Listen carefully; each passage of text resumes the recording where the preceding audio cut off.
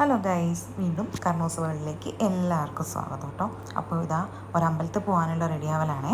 അപ്പോൾ എന്താ സെറ്റും മുണ്ടൊക്കെ എടുത്ത് ഞാൻ റെഡിയായി.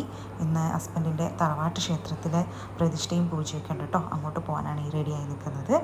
അപ്പോൾ ഒരു ഓട്ടോ കയറി ഇതാ അവിടെ എത്തി. ഞാൻ ഓട്ടോയിൽ വന്നതൊന്നും കാണിച്ചില്ല കേട്ടോ. ഇതാ പൊന്മന തറവാട്ടിലെ കുടുംബസംഘമാണ്.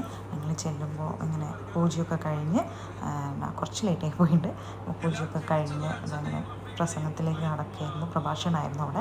അപ്പോൾ അതൊക്കെ കേട്ട് കുറച്ച് നേരം അവിടെ എങ്ങനെയായിരുന്നു കേട്ടോ. ഒരുപാട് പേരുണ്ടായിരുന്നേ. അപ്പോൾ ഞാനും ഹസ്ബൻഡിൻ്റെ അമ്മയും എല്ലാവരും കൂടി ഇവിടെ എത്തി. അപ്പോൾ ഇതൊക്കെ കേൾക്കുകയാണ്. ഇതാണ് കേട്ടോ തറവാട്ട് ചുമത്തിൻ്റെ ചുറ്റുമുള്ളതൊക്കെ.